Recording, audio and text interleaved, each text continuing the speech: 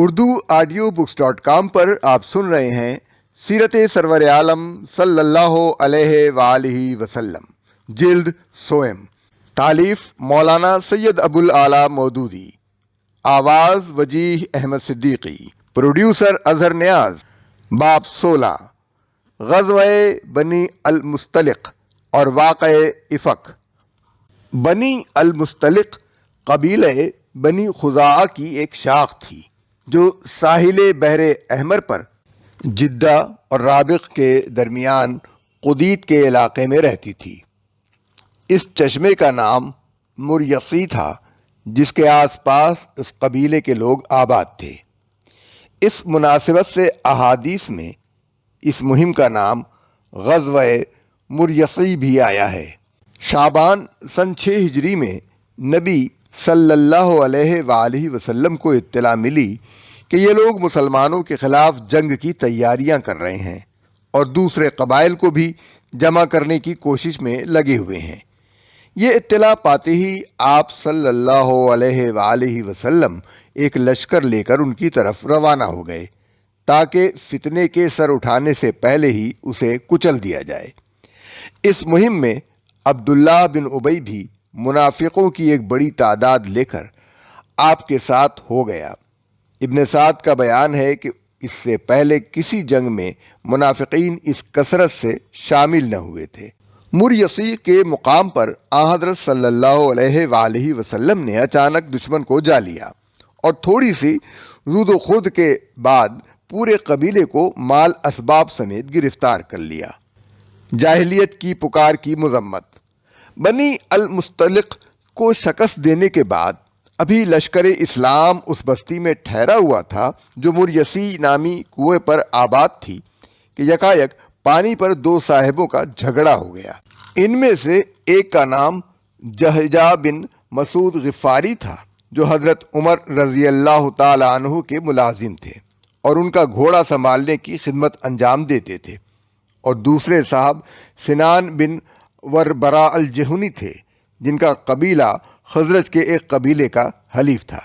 دونوں اصحاب کے نام مختلف روایات میں مختلف بیان کیے گئے ہیں۔ ہم نے یہ نام ابن ہشام کی روایت سے لیے ہیں۔ تفہیم القرآن جلد 5 صفحہ 511۔ دونوں اصحاب کی زبانی ترش کلامی سے گزر کر نوبت ہاتھا پائی تک پہنچی اور جہجہ نے سنان کے ایک لات رسید کر دی جسے اپنی قدیم یمنی روایات کی بنا پر انصار سخت توہین و تضلیل سمجھتے تھے۔ اس پر سنان نے انصار کو مدد کے لیے پکارا اور جہجہ نے مہاجرین کو آواز دی۔ ابن ابی نے اس جھگڑے کی خبر سنتے ہی اوس اور خزرج کے لوگوں کو بھڑکانا اور چیخنا شروع کر دیا کہ دوڑو اور اپنے حلیف کی مدد کرو۔ ادھر سے کچھ مہاجرین بھی نکل آئے۔ قریب تھا کہ بات بڑھ جاتی اور اسی جگہ انصار و مہاجرین آپس میں لڑ پڑتے جہاں ابھی وہ مل کر دشمن کے قبیلے سے لڑے تھے اور اسے شکست دے کر ابھی اسی علاقے میں ٹھہرے ہوئے تھے۔ لیکن یہ شور سن کر رسول اللہ صلی اللہ علیہ وآلہ وسلم نکل آئے اور آپ صلی اللہ علیہ وآلہ وسلم نے فرمایا، یہ جاہلیت کی پکار کیسی؟ تم لوگ کہاں اور یہ جاہلیت کی پکار کہاں؟ اسے چھوڑ دو، یہ بڑی گندی چیز ہے۔ اس پر دونوں طرف کے صالح لوگوں نے آگے بڑھ کر معاملہ رفع دفع کرا دیا اور سنان نے جہجہ کو معاف کر کے صلح کر لی۔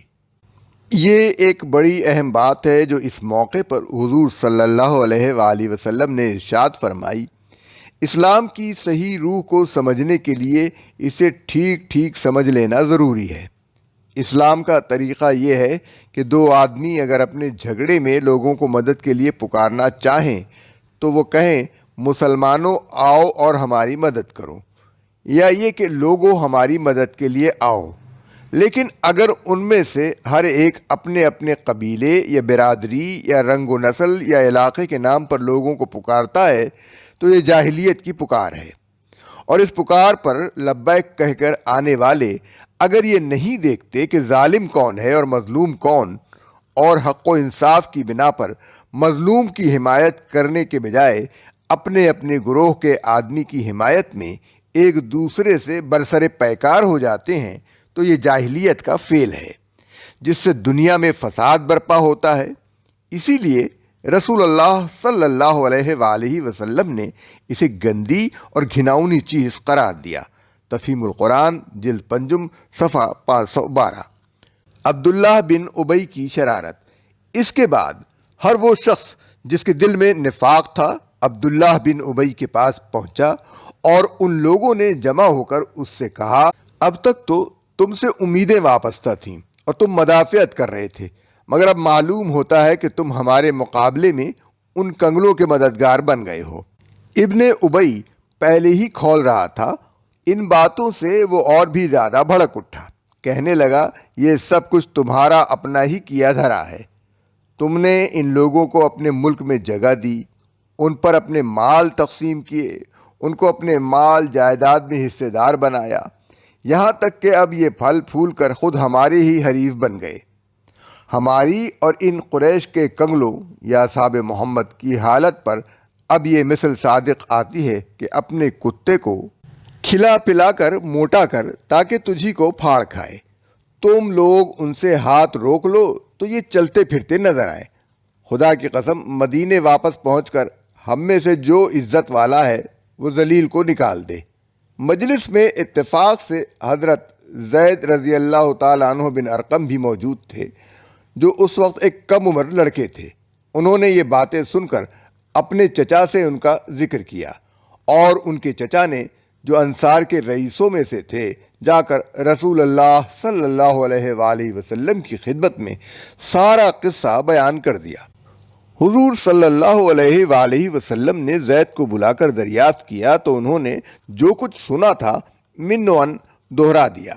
حضور صلی اللہ علیہ وآلہ وسلم نے فرمایا، شاید تم ابن ابی سے ناراض ہو، ممکن ہے تم سے سننے میں کچھ غلطی ہو گئی ہو، ممکن ہے تمہیں شبہ ہو گیا ہو کہ ابن ابی یہ کہہ رہا ہے۔ مگر زید نے عرض کیا، نہیں حضور صلی اللہ علیہ وآلہ وسلم، خدا کی قسم میں نے اس کو یہ باتیں کہتے سنا ہے۔ اس پر حضور صلی اللہ علیہ وآلہ وسلم نے ابن ابی کو بلا کر پوچھا تو وہ صاف مکر گیا اور قسمیں کھانے لگا کہ میں نے یہ باتیں ہرگز نہیں کی۔ انصار کے لوگوں نے بھی کہا کہ حضور صلی اللہ علیہ وسلم، لڑکے کی بات ہے، شاید اسے وہم ہو گیا ہو، یہ ہمارا شیخ اور بزرگ ہے، اس کے مقابلے میں ایک لڑکے کی بات کا اعتبار نہ فرمائیے۔ زید رضی اللہ تعالی عنہ بن ارقم کہتے ہیں، چچا نے مجھے بہت ملامت کی، حتیٰ کہ مجھے یہ محسوس ہوا کہ حضور صلی اللہ علیہ وآلہ وسلم نے بھی مجھے جھوٹا اور عبداللہ بن ابی کو سچا سمجھا ہے۔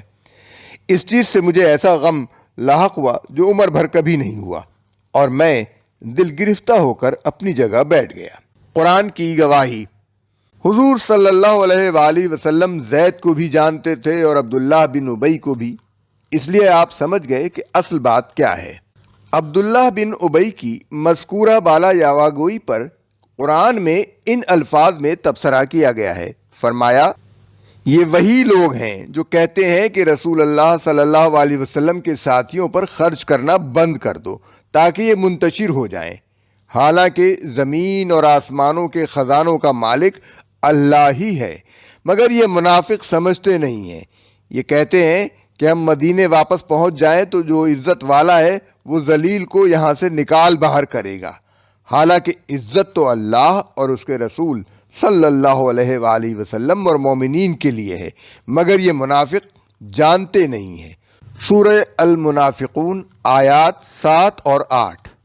حضرت زید رضی اللہ عنہ بن ارقم مذکورہ بالا روایت کے آخر میں کہتے ہیں، پھر جب یہ آیات نازل ہوئیں تو رسول اللہ صلی اللہ علیہ وآلہ وسلم نے مجھے بلا کر ہنستے ہوئے میرا کان پکڑا اور فرمایا، لڑکے کا کان سچا تھا، اللہ نے اس کی خود تصدیق فرما دی۔ ابن جریر اور ترمذی میں بھی اس سے ملتی جلتی روایت موجود ہے۔ تفہیم القرآن جلد پنجم صفحہ 521۔ منافق کی منافقت پر صبر۔ رفتہ رفتہ یہ بات تمام انصار میں پھیل گئی اور ان میں ابن ابی کے خلاف سخت غصہ پیدا ہو گیا۔ لوگوں نے ابن ابی سے کہا، جا کر رسول اللہ صلی اللہ علیہ وآلہ وسلم سے معافی مانگو، مگر اس نے تڑخ کر جواب دیا، تم نے کہا کہ ان پر ایمان لاؤ، میں ایمان لے آیا۔ تم نے کہا کہ اپنے مال کی زکوٰۃ دو، میں نے زکوٰۃ بھی دے دی۔ اب بس یہ کسر رہ گئی ہے کہ میں محمد کو سجدہ کروں۔ ان باتوں سے اس کے خلاف مومنین انصار کی ناراضی اور زیادہ بڑھ گئی اور ہر طرف سے اس پر پھٹکار پڑنے لگی۔ حضرت عمر رضی اللہ تعالیٰ عنہ کو اس کا علم ہوا تو انہوں نے آ کر عرض کیا، مجھے اجازت دیجیے کہ اس منافق کی گردن اڑا دوں، یا اگر مجھے یہ اجازت دینا مناسب خیال نہیں فرماتے تو خود انصار ہی میں سے معاذ بن جبل یا عبادہ بن بشر یا سعد بن معاذ یا محمد بن مسلمہ کو حکم دیجیے کہ وہ اسے قتل کر دیں۔ مگر حضور صلی اللہ علیہ وآلہ وسلم نے فرمایا، عمر دنیا کیا کہے گی کہ محمد صلی اللہ علیہ وآلہ وسلم خود اپنے ہی ساتھیوں کو قتل کر رہا ہے۔ یہ کہہ کر آپ صلی اللہ علیہ وآلہ وسلم نے فوراً ہی اس مقام سے کوچ کا حکم دے دیا۔ حالانکہ حضور صلی اللہ علیہ وسلم کے معمول کے لحاظ سے وہ کوچ کا وقت نہ تھا۔ راستے میں انصار کے ایک سردار حضرت اسید بن حضیر آپ صلی اللہ علیہ وآلہ وسلم سے ملے اور عرض کیا، یا رسول اللہ، آج آپ نے ایسے وقت کوچ کا حکم دیا جو سفر کے لیے موزوں نہ تھا، اور آپ کبھی ایسے وقت میں سفر کا آغاز نہیں فرمایا کرتے تھے۔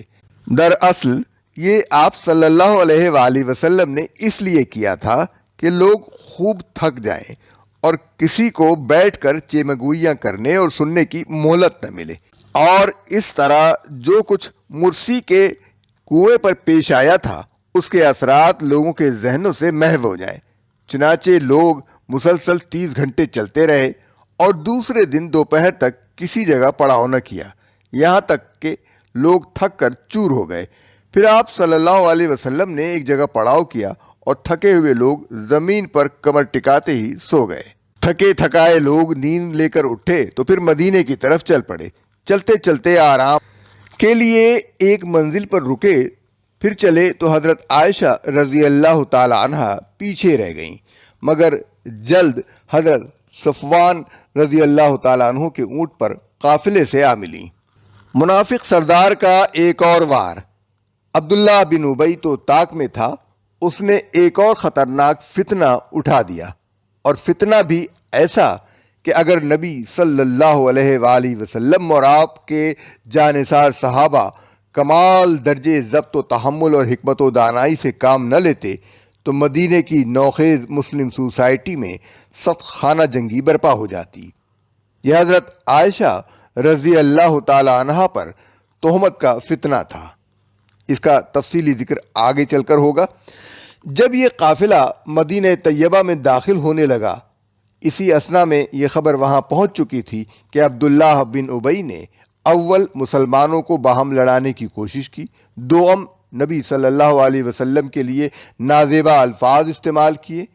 چنانچہ عبداللہ بن ابی کے صاحبزادے، جن کا نام بھی عبداللہ ہی تھا، تلوار سوت کر باپ کے آگے کھڑے ہو گئے اور بولے، آپ نے کہا تھا کہ مدینے واپس پہنچ کر عزت والا ذلیل کو نکال دے گا۔ اب آپ کو معلوم ہو جائے گا کہ عزت آپ کی ہے یا اللہ اور اس کے رسول صلی اللہ علیہ وآلہ وسلم کی۔ خدا کی قسم، آپ مدینے میں داخل نہیں ہو سکتے جب تک رسول اللہ صلی اللہ علیہ وآلہ وسلم آپ کو اجازت نہ دیں۔ اس پر ابن ابی چیخ اٹھا، خزرج کے لوگوں، ذرا دیکھو، میرا بیٹا ہی مجھے مدینے میں داخل ہونے سے روک رہا ہے۔ لوگوں نے یہ خبر حضور صلی اللہ علیہ وآلہ وسلم تک پہنچائی، اور آپ صلی اللہ علیہ وآلہ وسلم نے فرمایا، عبداللہ سے کہو اپنے باپ کو گھر آنے دے۔ عبداللہ نے کہا، ان کا حکم ہے تو اب آپ داخل ہو سکتے ہیں۔ اس وقت حضور صلی اللہ علیہ وآلہ وسلم نے حضرت عمر رضی اللہ تعالیٰ عنہ سے فرمایا، کیوں عمر، اب تمہارا کیا خیال ہے؟ جس وقت تم نے کہا تھا کہ مجھے اس کو قتل کرنے کی اجازت دیجیے، اس وقت اگر تم اسے قتل کر دیتے تو بہت سی ناکیں اس پر پھڑکنے لگتی۔ آج اگر میں اس کے قتل کا حکم دوں تو اسے قتل تک کیا جا سکتا ہے۔ حضرت عمر رضی اللہ تعالیٰ عنہ نے عرض کیا، خدا کی قسم، اب مجھے معلوم ہو گیا کہ اللہ کے رسول کی بات میری بات سے زیادہ مبنی بر حکمت تھی۔ عبداللہ بن ابی کی اور اس کے ساتھیوں کی اتنی پردہ دری ہو جانے کے باوجود جس وجہ سے رسول اللہ صلی اللہ علیہ وآلہ وسلم اس کے ساتھ درگزر کا معاملہ فرما رہے تھے وہ یہ تھی کہ منافقین کا ایک بڑا جتھا اس کے ساتھ تھا۔ اوس اور خزرج دونوں قبیلوں کے بہت سے سردار اس کے حامی تھے۔ مدینے کی آبادی میں کم از کم 1/3 تعداد اس کے ساتھیوں کی موجود تھی، جیسا کہ غزوہ احد کے موقع پر ظاہر ہو چکا تھا۔ ایسی حالت میں یہ کسی طرح مناسب نہ تھا کہ باہر کے دشمنوں سے لڑائی کے ساتھ ساتھ اندر کے ان دشمنوں سے بھی جنگ مول لے لی جاتی۔